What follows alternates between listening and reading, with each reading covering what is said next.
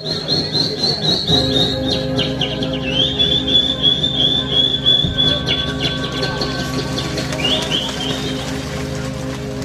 प्रकार की 50 प्रकार की पक्षियां जो छोटी छोटी है, जो मैं 2014 से रिसर्च में लगा हूँ, आप सभी का आशीर्वाद चाहता हूँ। उसके उपरांत रात्रि को ये सब जगह बोलती है, ये चिड़ी ऐसी होती है।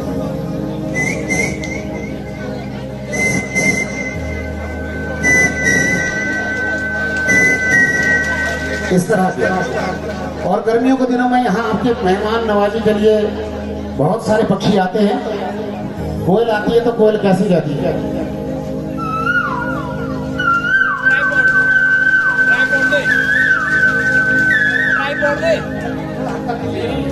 और रात्रि का जो समय होता था, कोयल कैसे बुलाती है अपने आसपास के जो सभी उनके परिवार के।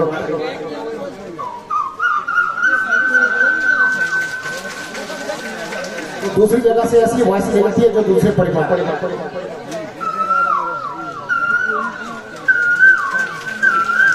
तो ये इस तरह का जो पक्षी है यहाँ पाए जाते हैं।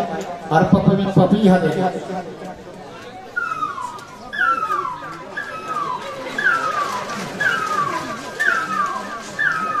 ये पपिया है। और देखिए, तालीम में कंजूसी ना कीजिए। यदि अच्छा लगा तभी बजाना, जबरदस्ती नहीं है कि आपको वही 245 का भी चार्ज करना ही पड़ेगा, ऐसा नहीं है। आप आराम से, अगर दिल में अच्छी बात लगे तो ही बजाना। और यहाँ बहुत सारे पक्षी होते हैं। देखिए, कौवा इस तरह का होता है जो अगर वो प्लेन एरिया का होता है। दिल्ली जाओ तो दिल्ली का ऐसा कौवा होता है, उसकी वॉइस ऐसी जैसा झगड़ा होता है उसको, क्योंकि टेम्परेचर और वहाँ का संतुलन ठीक नहीं है, पानी ठीक नहीं है। उसका गला देखिए कैसा होता है।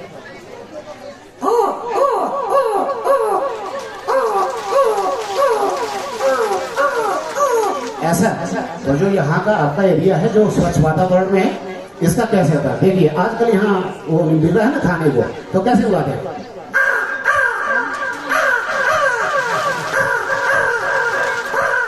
तो बहुत सारे जब कौवे आते तो उनकी वॉइस कैसे होती, कैसे बुलाते हैं?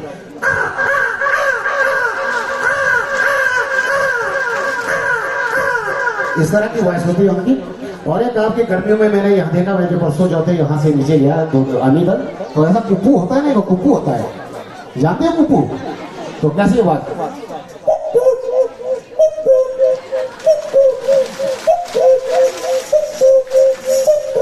तो कई बार जल्दी जल्दी में भी होता है, तो जैसे उड़ान भरता है तो साथ बोलता भी रहता है, ऐसे बोलता रहता है। अब आपके घर में बिल्ली है, किसी के घर में है, आपने को नहीं है? हाँ, तो एक्टिविटी उसकी देखना। आपके घर में कोई दूसरी बिल्ली आएगी तो कैसे बोलेगी? उसको बोलेंगे फिर तो क्यों आई। और दूसरी जो आपके जो हमारे साथ जो बिल्ली आई, वो कैसे बोलेगी? भैया आप बोलिए, अब कहाँ जाओगे? इतना दूर सफर है महानार का। तो इनकी जब आपसी की लड़ाई होती है, देखिए कैसे होती है।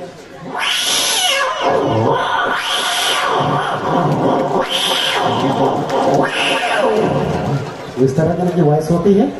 और उसके उपरांत यहाँ मैंने मोर बहुत सुने भाई। मोर यहाँ बहुत बोलते हैं, इधर भी बोलते हैं और इधर भी बोलते हैं। तो संध्याकालीन का जो समय होता है, मोर ऐसे बोलते हैं।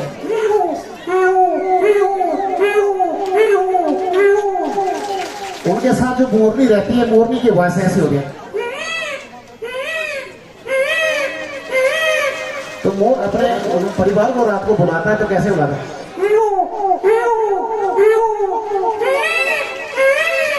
ठीक है, सब ठीक है। तो इसके उपरांत हमारे बीच बहुत सारे ऐसे और भी पक्षी हैं जो मैं यहाँ शायद नहीं देखे। और जो हमारे हवाई जहाज है या ट्रेन है, या इसके उपरांत हमारे पास जैसे वो कटर होते हैं। अब कटर को आप स्टार्ट करेंगे, पहले कैसे करेंगे? ऐसे मारेंगे, किक मारते हैं उसमें, तो पहले कैसे करेंगे? तो थोड़ा सा ऐसे करेगा, तो फिर जैसे स्टार्ट करोगे तो ऐसी आवाज निकलती है। जैसे चलाना करते हैं ना, तो ऐसी उसकी आवाज होती